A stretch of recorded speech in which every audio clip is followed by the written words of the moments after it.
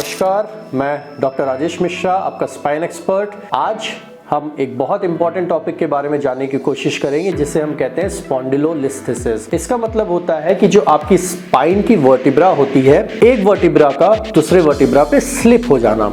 इसका मतलब होता है कि अगर आपकी वर्टिब्रा एक ये है जिसे समझ लीजिए L5 है, उसके ऊपर L4 है, तो जो L4 होती है वो फॉरवर्ड स्लिप हो जाती है L5 पे। ये बहुत कॉमन देखा जाता है ओल्ड पेशेंट्स में, यंग पेशेंट में भी काफ़ी देखा जाता है।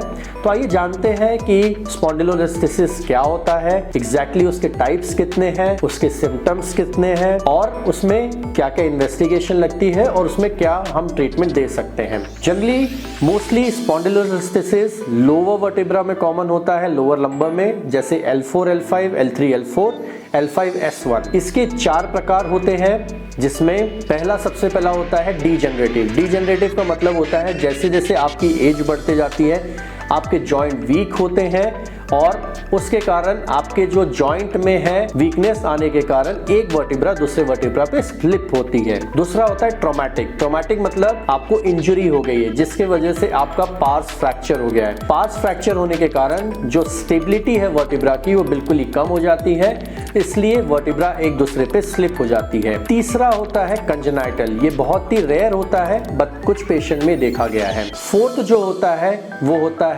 इस्टमिक। इस्टमिक का मतलब होता है किसी कारण के वजह से जब आपका पार्स बहुत वीक हो जाता है, उसमें माइक्रो ट्रॉमा होता है, ब्रेक होता है और लिस्थेसिस देखा गया है। अब इसके मेजर्स सिम्टम्स क्या है? सिम्टम्स का मतलब होता है पेशेंट किस तकलीफ से हमारे पास पेशेंट करता है। सबसे प्रिडोमिनेंट जो सिम्टम है इस स्पॉन्डिलोलिस्थेसिस में वो होता है बैक पेन। बैक पेन का मतलब ये होता है कि अगर पेशेंट लॉन्ग सिटिंग कर रहा है या लॉन्ग स्टैंडिंग कर रहा है या वो अनसपोर्टेड बैठ रहा है, झुक के कोई भी चीजें उठाने की कोशिश कर रहा है, तो उसे सीवियर बैक पेन होता है, क्योंकि एक वर्टिब्रा की जो स्टेबिलिटी है वो खत्म हो गई है। उसके वजह से जब आप स्पाइन पे वेट बेयर करते हैं तो उसमें पेन होना शुरू होता है।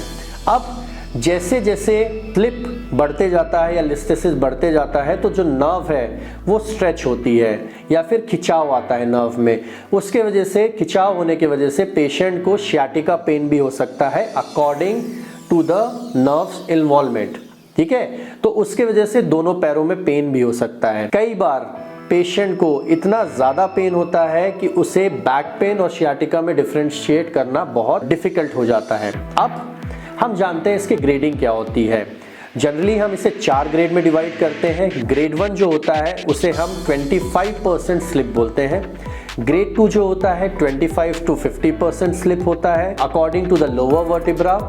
तीसरा जो ग्रेड होता है मोर देन 75% होता है और ग्रेड 4 मतलब सीवियर होता है जिसमें एक वर्टिब्रा दूसरे वर्टिब्रा पे पूरी तरह स्लिप हो चुकी है। ठीक है, अब हमारे पास मेजॉरिटी पेशेंट जब प्रेजेंट करते हैं तो हम उनका बेसिक इन्वेस्टिगेशन कराते हैं जिसमें हम एक्सरे कराते हैं। एक्सरे में जब आप कराते हैं लंबर स्पाइन का तो उसमें आप देखेंगे कि एक वर्टिब्रा दूसरी वर्टिब्रा पे आगे स्लिप हो चुकी है। MRI कराने का इंडिकेशन होता है कि आपके नर्व पे कितना स्ट्रेच है या फिर कितना कंप्रेशन है, वो हमें MRI से पता चलता है। कई बार एक्सरे में डायग्नोसिस नहीं हो पाता है लिस्थेसिस का, जैसे ग्रेड 1 लिस्थेसिस हो, तो उस केसेस में हम CT स्कैन भी कराते हैं जिसमें हमें पार्स फ्रैक्चर दिख सकता है या फिर कभी कभी दोनों तरफ के पार्स फ्रैक्चर नहीं होते हैं, सिंगल पार्स फ्रैक्चर होता है, वो भी CT स्कैन में पता चल जाता है। अब इसमें ट्रीटमेंट क्या क्या है? ट्रीटमेंट जनरली हम इसे डिवाइड करते हैं कंजर्वेटिव ट्रीटमेंट में और सर्जिकल ट्रीटमेंट में। देखिए, मेजॉरिटी स्पाइन कंडीशंस को हम कंजर्वेटिव ट्रीट कर सकते हैं, लेकिन उसके लिए ये चीज़ ज़रूरी है कि पेशेंट ने हमारे पास जल्दी प्रेजेंट करना चाहिए या फिर उसका जो स्लिप है वो बहुत ज़्यादा ना हो। ठीक है, उसकी जो सिम्टम्स है वो मिनिमम हो कि उसे कभी 4-5 दिन में एक बार दवाई खाने की ज़रूरत पड़ रही है या फिर अगर वो 2 घंटे 3 घंटे खड़े हो जाते तब उन्हें पेन होता है। तो वैसे कंडीशंस में मेजॉरिटी टाइम हम पेशेंट को anti inflammatory with physiotherapy exercise से ठीक कर सकते हैं। क्या ये डिजीज़ फिजियोथेरेपी से ठीक हो सकती है? बिल्कुल ठीक हो सकती है। अगर आप अपनी बैक की जो मसल्स है उसको स्ट्रेंथन करेंगे तो जो आपके स्पाइन पे जो प्रेशर पड़ता है वो बिल्कुल कम हो जाता है। उसके वजह से आप काफ़ी दिन तक के इस बीमारी से निजात पा सकते हैं।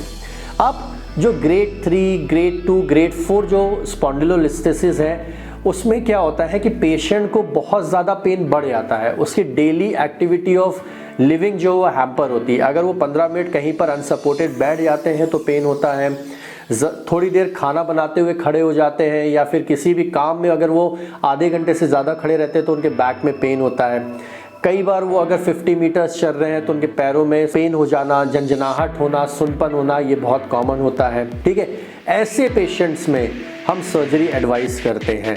ठीक है, जिनको डेली मेडिसिन की ज़रूरत पड़ रही है, जिनकी daily activity of living hamper हो रही है या फिर नाइट स्लीप डिस्टर्ब हो रही है।